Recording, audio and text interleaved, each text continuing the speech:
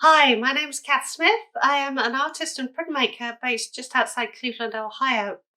And this series of YouTube videos is going to go into depth about how I create my enhanced monoprints using a gel plate.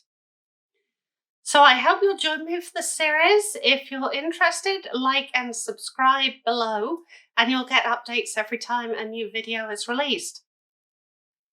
So for this episode, we're going to talk about the materials you need to get started doing these enhanced monoprints. And we'll go into each of these in more detail as the series progresses. But today we'll just focus on the stuff you need to go out and buy or that you can get from around the house. So let's get started. The very first thing you're going to need is a gel plate. And I have a couple of different sizes here. I have a 12 by 12 from Gel Press and 5 by 7 by Jelly Arts. And there are a whole load of varieties on the market. You'll get Gel Press, there's, I think Speedball makes one. Jelly Art and Gel Press seem to be the two biggest manufacturers. Before you buy one, read the manufacturer's information about the gel press. Some of them take different paints. The Speedball press, for example, is designed to work with Speedball block printing inks and will not work well with the acrylic inks we're going to be using for this series. But both of these brands, the Gel Press and the Jelly Arts, work really well with these inks. So if either of them is available to you or you already have them, those are perfect.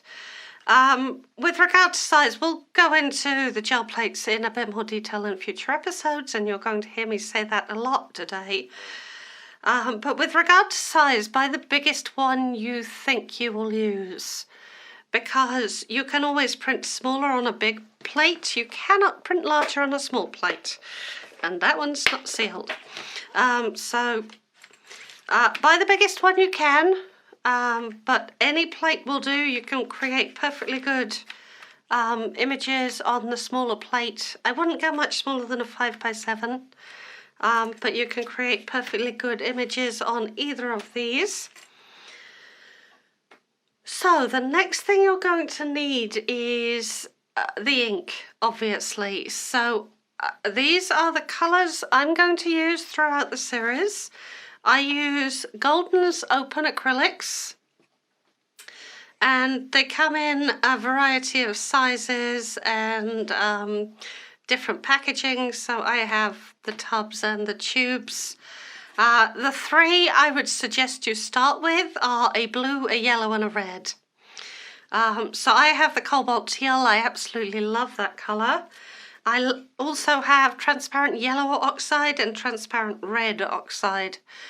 These are the three colours I use most. They're great colours for landscapes. Both the yellow and the red are very earthy colours. They have a high chroma, they're very vibrant, but they're not artificially saturated. The blue you do need to tone down a little, but it mixes beautifully with these. And the reason I chose these three colours actually primarily is because they're all transparent.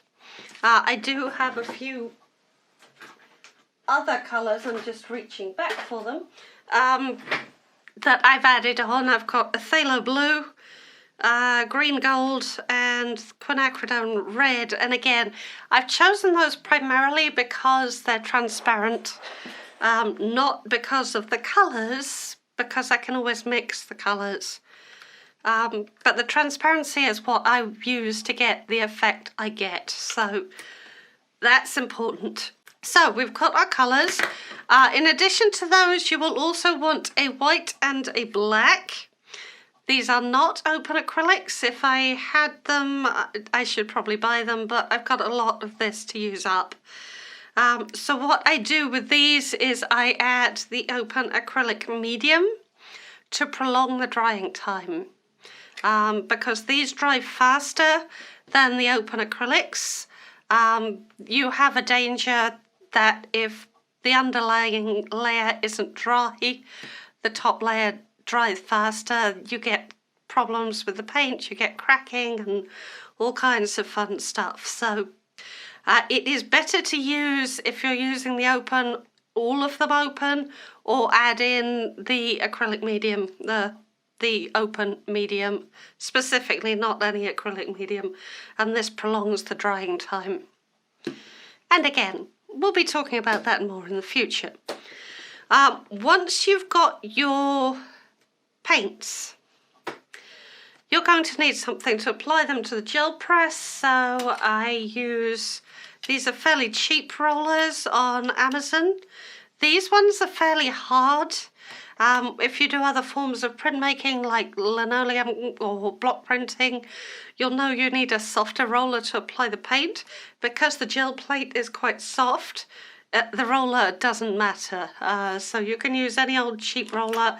I recommend having at least 2. And if you can, buy a few different sizes. So these are the ones I use. I also have some from Speedball. I try and keep those for my block printing inks because they're slightly more expensive and better quality. So I try not to use them with the acrylics, but have a variety of different Brayers to apply the ink, and we can use other stuff as well, but these are great for getting that ink nice and thin on the plate, and the thinness is important as well.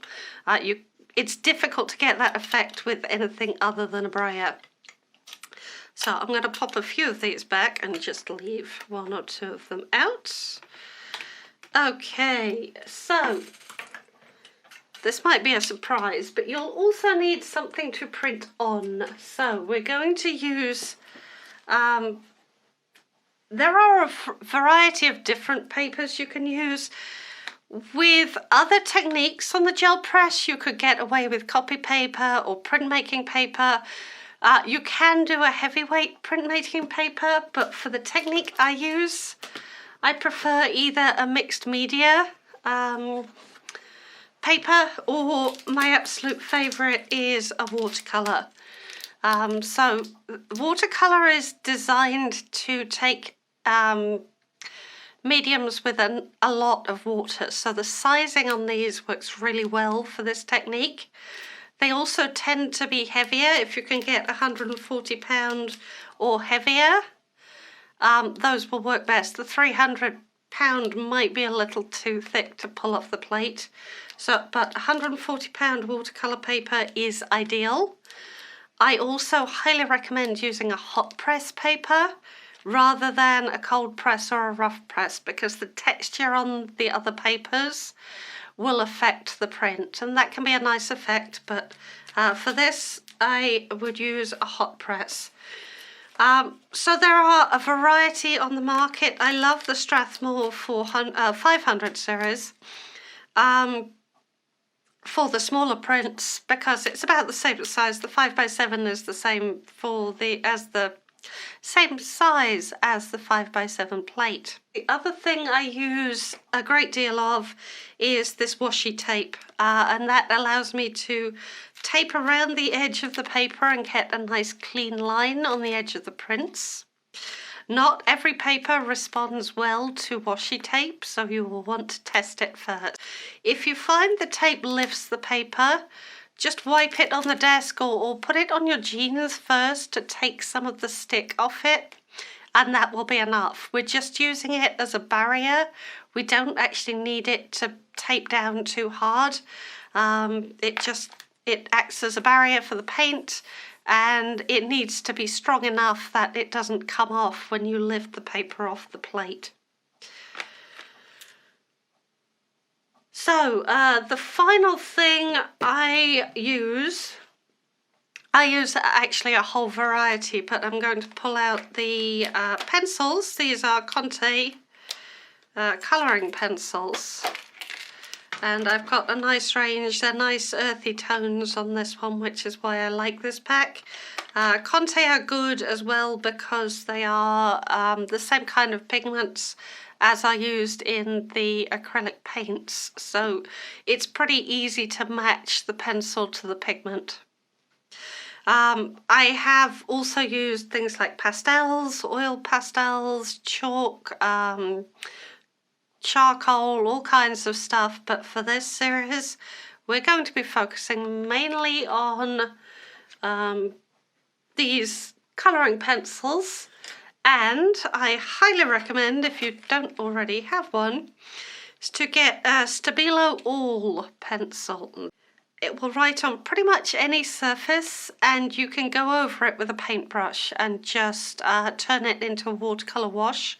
So that is a really, really nice thing to have as well for drawing in some fine detail.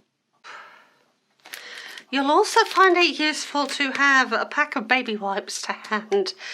These are great for cleaning off your rollers and the plate between wipes, between pulls, I mean. And some paper towel. I use shop towel from the local hardware store. This is lint free, so it's much nicer to use than the paper towel you get in the supermarket. So those two things are essential for cleaning and just keeping things tidy on the desk, because this can get messy very quickly. So the last thing you're going to need is some scrap paper, and I like either these are waxed deli sheets. You can buy them in big packs of about 200 or so at the local store, or newsprint. I've got a big pack of newsprint that I've just cut up to size, and we use these to lift the spare paint from the press and also just to clean the roller in between applying layers. So get yourself some scrap paper. Copy paper will do the job as well. It doesn't need to be expensive. Thank you for joining me. I hope that was helpful, and if you enjoyed it, please click like and subscribe to be notified when there's a new episode.